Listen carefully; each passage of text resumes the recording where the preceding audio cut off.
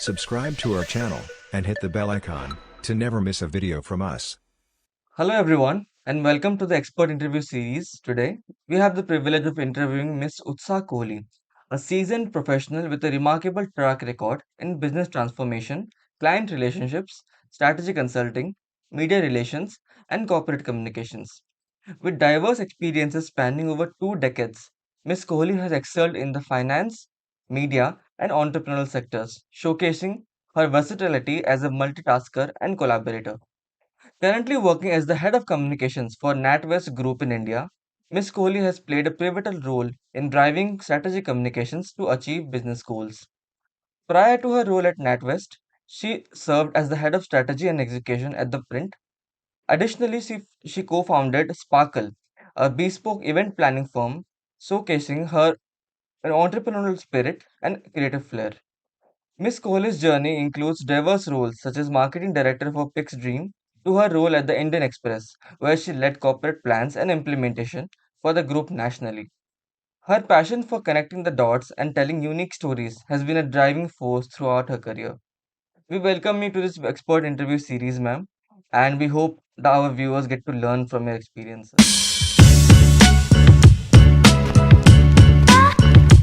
That's a really interesting question, Tanmay. I've been a bit of a culture nomad. So my mother was a South Indian, my father was a North Indian, and they got together about 5 decades back when it was not the norm, right? Okay. So I've had a very open upbringing. I have had an upbringing where women were treated as equals. Um, so when I finished my MBA, I was really interested in banking. So I did, I joined HDFC Bank for a year. I did a lot of operational work, started the operations at Defense Colony branch. We opened a new branch. Then I moved on to Citibank in the wealth management role, Hmm. becoming trusted advisors, giving investment advice to clients. Uh, from there, I moved on to the Indian Express because a fantastic opportunity came in my lap to modernize a traditional company, right? Correct. So I was going to work with the editor in chief and the then CEO, Shekhar Gupta, and it was a very exciting experience. I spent about 8 years in Indian Express learning various different kind of things, right? Whether it was circulation, marketing, brand, revenue, monetization, even even things about the presses, right? Hmm. Whether it was just putting the blueprint of the book, which was a brand handbook, or the corporate guidelines, it was it was an extremely exciting 8 years. I just said yes to everything that came my way, Okay. and I was also made the youngest director on the board of the company at that point of time. So we did a lot of fun stuff. Um, I then wanted to take a break in my career for motherhood. Okay. And while for 1 year I did work across Delhi and Bombay, I did take that break. But after 2 years, I was again getting itchy fingers, and I needed to start something on my own. And I started Sparkle. So Hmm. Sparkle was a bespoke event planning and a decor firm that started out of passion and to fulfill my creative side, where I said that I want to do something interesting. We did over 100 events. We worked with some fabulous different people. I was in Bombay at that point of time. And when it was time to scale up, my husband moved back to Delhi. So, Hmm. there was a lot of movement that happened. So, when I came back to Delhi, there was this fantastic role at the print for audience development, monetization, Hmm. uh, and building voluntary subscribers. And I was really kicked by it. And, 2 years just flew by. The pandemic was there. There were a lot of interesting things that we did. There were a lot of interesting products that we started during that course. Okay. And then the role at NatWest came. And I Okay. think the common thread for me across my career has been people and Hmm. has been communications. So I think, getting something which was functionally aligned to something I absolutely love, I just jumped at that opportunity. So being in this organization with a fantastic culture, very inclusive people, we do a bunch of wonderful things. It's a learning organization. So, yeah, I'm really excited to be where I am. And I think uh, the thing that holds true for me is that everything happened because I just raised my hand and said yes. There is two kinds of communication, right? One is communication where you can litter people's inboxes with emails. You can keep saying different messages. But what is strategic communications, right? Strategic communications is when you're getting the right message across to the right person in the right medium, right? Hmm. Uh, and you use different ways of getting the same message and the same narrative across. So I Correct. think thinking through what is the message that you want to land and what is it that the audience wants, or what is it that your colleague wants, or what is it that the media wants, right? There has to be a little what's in it for them. If Correct. they don't see that, then then they won't even be amenable to the message. So during my early days at Citibank and HDFC, it meant being a trusted advisor to our clients. It meant narrating certain messages to our clients so that we could help them achieve their financial goals. Okay. uh, at the Express, I modernized the traditional company, right? We did a lot of change management. So that was changing the people, the processes, the presses, products. So with that massive change management, we also did a demerger of the company and raised about 500 crores. And this would not have been possible if we hadn't kept our stakeholders aligned and engaged throughout the journey. So I think strategic communications helped a lot here. At the print, the pandemic strike, and just like every other organization, overnight we have to move to remote working, right? Correct. So that would not have been possible had we not communicated with our colleagues, told them what is trustworthy, told our audiences which are the sources that they can go for information. And I think we were able to help our colleagues, clients, and audiences just by keeping them engaged. Now, in my current role at NatWest, we are communicating our history, our progressive practices, how we are an inclusive organization, the culture of the Hmm. organization. We are embedding the strategy with our colleagues and ensuring that our colleagues, understand that how each one of them is actually contributing to the delivery for the end customer, right? And when we look at potential hires, the reputation of the firm, our progressive practices, the inclusive culture, the flexibility to work remote. I think if they just hear some of these things, they would know this is the right place to be in.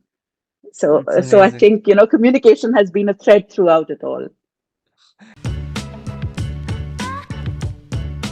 So Tanmay, in today's hybrid working, it's not possible to work with teams if you don't collaborate, right?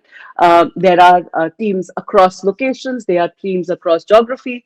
So I think some of the key things are to have an open communication, to Hmm. listen to each other, to embrace diverse perspectives, and leverage technology, right? Right. So when people establish common goals, share ideas, actively listen to each other, celebrate wins, and leverage each other's skills, I think magic happens. So when we are communicating with our teams globally, and we have function across the globe, we use Slido to ensure that colleagues are engaged. We use breakout rooms and with a note taker so that everybody's perspectives are heard and then they are replayed back in the meeting. We learn from each other's ideas, we reuse, we reshare. So I think just being open uh, is very, very important to ensure that we are collaborating across teams. So Tanmay, I think now more than ever, it's become extremely important to keep yourself updated, right? So whether it is through reading papers, reading a book, listening to podcasts. You have so many different channels that you can leverage, right? Hmm. Um, I attend industry conferences. I participate in a lot of conferences. I go to colleges. I deliver talks, and I also listen. Listen to students and understand what is it that they are learning. What is new? I network with my peers. Hmm. So there are a plethora of things that can actually help you. Uh, in fact, just to give you a little example, before social media became the it thing, I had done a course of social IMC from one of the skilling websites, right? Okay. Um, Before AI became the buzzword, I actually did a course on AI in fintech. So before they became the it thing, by just doing these courses and keeping myself updated, helped me track my career and ensure that whatever was relevant, I knew it well in time, and I could apply it immediately in my career as and when the opportunity came. So I think having a learning mindset is extremely important, and that's one of the things I would emphasize for your students, that have a learning mindset. You don't know what you learned when, and that can come in use at any time. So I I think there are four skills which I would say are key for a young professional, right? One is adaptability. Things are changing so fast, right? So you need to learn to adapt to new situations, new tools, new surroundings. Everything will keep changing. Second is communication, and especially virtual communication. So, in a hybrid world, how are you communicating across? That's very key, because you Hmm. don't know. Sometimes the essence of what you're trying to say gets lost in emails. Correct. The third is a learning mindset, right? You have to be willing to learn new things. You have to be willing to take that risk. If opportunities come knocking at your door, just raise your hand and say yes. So I think that is extremely important. And finally, digital literacy. So you can't succeed in today's world if you're not a digital literate. So the trends I think that would shape media relations of PR and corporate communication is definitely AI-driven personalization. We will also see a lot of increased focus on authenticity of content. Right, there is going to be a lot of messages that are going to be developed. So you will develop the right message for the right medium. Right.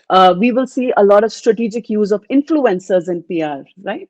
You've seen Correct. the growth of it, and I think there's going to be a lot of stuff and a lot of interesting things brands will start doing with influencers. There will be a lot more development of mobile first interactive content, right? So the first thing is that, how do you view your content? So all the content will be made in such a manner that, it's easy, it's crisp, it's relevant. You can view it on your mobile or devices seamlessly. And I think finally, a data driven approach to comms. So, Correct. comms will become far more data driven. We are going to take decisions even on messages Hmm. based on the data we see and hear. I think when you're starting out, uh, the advice is similar to everybody, right? You need to navigate the corporate world. So, what are the few things that you can do? So, I think the first is uh, take take risks. Yeah, dare to dream big. Because if you don't take a risk, nothing will happen, right? If Netflix hadn't taken a risk and ensured that they would start a streaming service today, you and I would not be able to watch Netflix. Correct. Yeah. Second is forge strong alliances, right? Your network is your net worth. And when I talk about network, it's not just going and connecting with multiple people you don't know on LinkedIn. It's Correct. about making real relationships, right? Connecting with people, making real relationships, and ensuring that you can contribute to them as much as they contribute to you, right? So that is the second. The third, I think, is treat your career like a web and not a ladder. So all of us, want to go up the stream. We want to do X, Y, Z, and we want to go like this. But sometimes, you need to. You might be a salesperson. You might get some experience in product. You might get some experience in finance, brand, sales, distribution. So move across, because when you're at the top, all the things that you've learned in the first 10 years of your life will be Hmm. extremely useful. So if you work hard and you do diverse things in the first 10 years of the life, you will thank yourself in the next 10. Um, then is embrace an entrepreneurial mindset, right?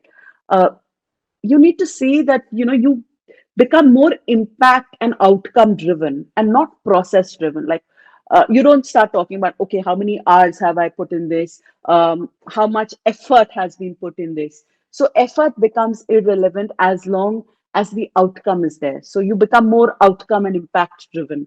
I think that is key. And lastly, I think adaptability is your superpower, what got you here is not going to get you there, Right. right? So yeah, I think this is what it is. I think the one quotation that I've lived by in my life, and that's been true for most of my life, is trust the timing of your life, right? Mm. If I was to look back at my career and look at the highs and lows and the decisions I took at different life stages, I think just trusting the timing and Hmm. being open to new experiences helped me build a vibrant and a multi-layered career. So yeah, Okay. trust the timing of your life. Subscribe to our channel and hit the bell icon to never miss a video from us.